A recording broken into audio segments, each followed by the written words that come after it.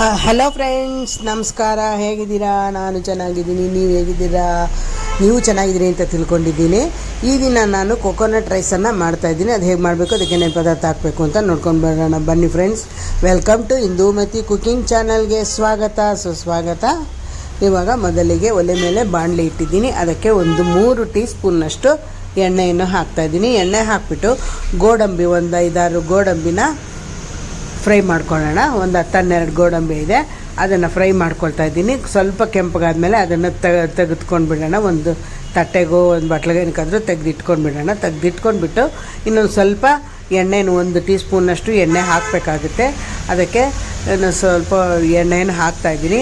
ಎಣ್ಣೆ ಹಾಕಿಬಿಟ್ಟು ಸಾಸಿವೆ ಕಾಳು ಹಾಕಬೇಕು. ಸಾಸಿವೆ ಕಾಳು ಸಿಡಿದಾದ ನಂತರ ಅದಕ್ಕೆ ಸಾಸಿವೆ ಕಾಳನ್ನು ಜೀರಿಗೆ ಹಾಕಿ, ನಂತರ ಕಡಲೆಕಾಯಿ ಬೀಜವನ್ನು 1-2 ಟೀ ಸ್ಪೂನ್ನಷ್ಟು ಕಡಲೆಕಾಯಿ ಬೀಜನ ಹಾಕ್ತಾಯಿದ್ದೀನಿ. ಕಡಲೆಕಾಯಿ ಬೀಜನ ಫ್ರೈ ಮಾಡ್ಕೊಂಡಿದ್ದಾದಮೇಲೆ ಅದಕ್ಕೆ 2 ಟೀ ಸ್ಪೂನ್ನಷ್ಟು ಉದ್ದಿನಬೇಳೆ ಮತ್ತು 2 ಟೀ ಸ್ಪೂನ್ನಷ್ಟು ಕಡಲೆಬೇಳೆಯನ್ನು ಹಾಕೋಣ.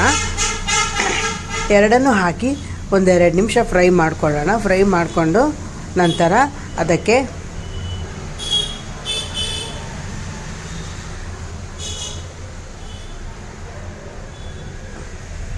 ಜೀರಿಗೆ, ಸ್ವಲ್ಪ 1 ಟೀ ಸ್ಪೂನ್ನಷ್ಟು ಜೀರಿಗೆ ಹಾಕಬೇಕು. ಜೀರಿಗೆ ಹಾಕಿಬಿಟ್ಟು ಒಣಮೆಣ್ಸಿನ್ಕಾಯಿ ಮತ್ತು ಕರಿಬೇವಿನ ಸೊಪ್ಪು, ಒಣಮೆಣ್ಸಿನ್ಕಾಯಿ ಒಂದು 3-4 ಒಣಮೆಣ್ಸಿನ್ಕಾಯಿ ಚೂರು ಮಾಡಿ ಹಾಕಿದ್ದೀನಿ. ಕರಿಬೇವಿನ ಸೊಪ್ಪನ್ನು ಕೂಡ ಹಾಕಿದ್ದೀನಿ. ಅದು ಹಾಕಿದ್ದಾದಮೇಲೆ ಒಂದು ಸ್ವಲ್ಪ ಇಂಗು ಹಾಕೋಣ. ಇಂಗು ಹಾಕಿಬಿಟ್ಟು ಅದು ಅಷ್ಟರೊಳಗೆ ಅದು ಫ್ರೈ ಆಗಿರುತ್ತೆ. ಫ್ರೈ ಆದ ನಂತರ ಬಾಣಲೆಯನ್ನು ತೆಗೆದುಬಿಡೋಣ. ತೆಗೆದುಬಿಟ್ಟು 1/4 kg ಅನ್ನನ ಮಾಡಿ ಇಟ್ಕೊಂಡಿದ್ದೆ, ಅದನ್ನು ಒಂದು ಬಟ್ಲಿಗೆ ಹಾಕಿಬಿಡೋಣ.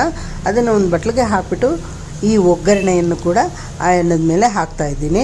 ಅನ್ನದ ಮೇಲೆ ಒಗ್ಗರಣೆಯನ್ನು ಹಾಕಿಬಿಟ್ಟು ಅದು ಅನ್ನ ಸ್ವಲ್ಪ ತಣ್ಣಗಾಗೋದಕ್ಕೆ ಬಿಡೋಣ. ಸ್ವಲ್ಪ ಕೈ ಆಡಿಸಿದ್ರೆ ಅದು ಬೇಗ ತಣ್ಣಗಾಗುತ್ತೆ.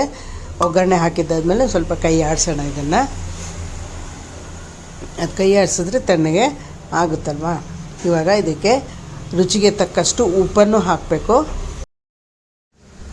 ರುಚಿಗೆ ತಕ್ಕಷ್ಟು ಉಪ್ಪನ್ನು ಹಾಕೋಣ. ರುಚಿಗೆ ತಕ್ಕಷ್ಟು ಉಪ್ಪನ್ನು ಹಾಕಿಬಿಟ್ಟು ನಾನು ಅನ್ನಕ್ಕೆ ಹಾಕಿರೋದಿಲ್ಲ ಉಪ್ಪು. ತುಂಬ ಜನ ಅನ್ನಕ್ಕೆ ಅನ್ನ ಬೇಯಿಸೋವಾಗೆ ಹಾಕಿರ್ತಾರೆ. ನಾನೇನು ಅನ್ನಕ್ಕೆ ಹಾಕಿರೋದಲ್ಲ. ಅದಕ್ಕೆ ಎಷ್ಟು ಬೇಕೋ ಅಷ್ಟನ್ನು ಹಾಕ್ತೀನಿ. ನೀವು ನೋಡಿಕೊಂಡು ಅನ್ನಕ್ಕೆ ಅನ್ನ ಮಾಡೋವಾಗೆ ಹಾಕೋರು ನೋಡ್ಕೊಂಡು ಹಾಕ್ಕೊಳ್ಳಿ. ಇವಾಗ ಅದನ್ನೆಲ್ಲ ಚೆನ್ನಾಗಿ ಮಿಕ್ಸ್ ಮಾಡ್ಕೊಳ್ಳೋಣ. ಉಪ್ಪು ಹಾಕಿದ್ದಾದ್ಮೇಲೆ ಎಲ್ಲ ಚೆನ್ನಾಗಿ ಮಿಕ್ಸ್ ಮಾಡ್ಕೊಂಡು ಬಿಸಿ ಬಿಸಿ ಅನ್ನಕ್ಕೆ ಈ ತೆಂಗಿನಕಾಯಿ ಅನ್ನನ ಕೊಕೊನಟ್ ರೈಸ್ ಬಿಸಿ ಬಿಸಿಯಾಗಿ ತಿಂದ್ರೇ ತುಂಬ ಟೇಸ್ಟಿಯಾಗಿ ಚೆನ್ನಾಗಿರುತ್ತೆ. ಮತ್ತು ಹಸಿ ಕೊಬ್ಬರಿಯನ್ನು ಇವಾಗ ಈ ಅನ್ನದ ಮೇಲೆ ಹಾಕ್ತಾಯಿದ್ದೀನಿ. ಹಸಿ ಕೊಬ್ಬರಿ ಹಾಕಿ ತಿಂದ್ರೇ ಒಂದು ಥರ ಸಿಹಿ ಟೇಸ್ಟಿಯಾಗಿ ತುಂಬ ಚೆನ್ನಾಗಿರುತ್ತೆ. ಒಬ್ಬೊಬ್ಬರು ಒಗ್ಗರಣೆಗೆ ಹಾಕಿಬಿಟ್ಟು ಕೊಬ್ಬರಿಯನ್ನು ಕೂಡ ಒಗ್ಗರಣೆಗೆ ಹಾಕಿಬಿಟ್ಟು ಅದನ್ನು ಚೆನ್ನಾಗಿ ಫ್ರೈ ಮಾಡ್ಕೊಳ್ತಾರೆ. ಅದೇ ಒಂದು ಥರ ಟೇಸ್ಟ್ ಬರುತ್ತೆ. ಇದು ಹಸಿ ಕೊಬ್ಬರಿ ಹಾಕೋದ್ರಿಂದ ಇದೊಂದು ಥರ ಟೇಸ್ಟ್ ಬರುತ್ತೆ. ಈಗ ಗೋಡಂಬಿ ಫ್ರೈ ಮಾಡ್ಕೊಂಡಿದ್ವಲ್ಲ, ಅದನ್ನು ಹಾಕಿ ಚೆನ್ನಾಗಿ ಮಿಕ್ಸ್ ಮಾಡ್ಕೊಂಡ್ಬಿಡೋಣ. ಈ ತರಹ ನೀವು ಒಮ್ಮೆ ಮಾಡಿ ಅನ್ನಕ್ಕೆ, ಬಿಸಿ ಬಿಸಿ ಅನ್ನಕ್ಕೆ ಹಸಿ ಕೊಬ್ಬರಿ ಹಾಕಿ ನೀವು ಒಮ್ಮೆ ಮಾಡಿ ನೋಡಿ, ತಿಂದು ನೋಡಿ ನಿಮಗೆ ಟೇಸ್ಟ್ ಹೇಗಿರುತ್ತೆ ಅಂತ ಹೇಳಿ. ಇವಾಗ ತಿರ್ಗಾ ಅನ್ನ ಕಲಸಿದ್ದಾದ್ಮೇಲೆ ಅದನ್ನು ಸರ್ವ್ ಮಾಡುವಾಗ ಕೂಡ ನಾವು ಅದ್ರ ಮೇಲೆ ಕೊಬ್ಬರಿ ಹಾಕಿದ್ರೆ ಇನ್ನೂ ಟೇಸ್ಟ್ ತುಂಬಾ ಚೆನ್ನಾಗಿರುತ್ತೆ. ಮತ್ತು ತಿರ್ಗಾ ನಾನು ಗೋಡಂಬಿನ ಫ್ರೈ ಮಾಡಿದ್ದೆ ಅನ್ನಕ್ಕೆ ಹಾಕಿ ಕಲಸಿದೆ, ಇನ್ನೂ ಸ್ವಲ್ಪ ಇಟ್ಕೊಂಡಿದ್ದೆ. ಇವಾಗ ಅನ್ನದ ಮೇಲೆ ಕೊಬ್ಬರಿ ಮೇಲೆ ಹಾಕಿಬಿಟ್ಟು ಈ ಗೋಡಂಬಿಯನ್ನು ಹಾಕಿ ಅದ್ರ ಜೊತೆಗೆ ಗೋಡಂಬಿಯ ಜೊತೆಗೆ ಅನ್ನ ತಿಂದರೆ ತುಂಬಾ ಟೇಸ್ಟಿಯಾಗಿ ತುಂಬಾ ಚೆನ್ನಾಗಿರುತ್ತೆ. ನೀವು ಒಮ್ಮೆ ಮಾಡಿ ಹೇಗಿದೆ ಅಂತ ಹೇಳಿ. ಈ ವಿಡಿಯೋ ನಿಮಗೆ ಇಷ್ಟ ಆದಲ್ಲಿ ಲೈಕ್ ಮಾಡಿ, ಶೇರ್ ಮಾಡಿ, ಕಮೆಂಟ್ ಮಾಡಿ. ಈ ವಿಡಿಯೋ ನೋಡಿದ್ದಕ್ಕಾಗಿ ತುಂಬ ಧನ್ಯವಾದಗಳು.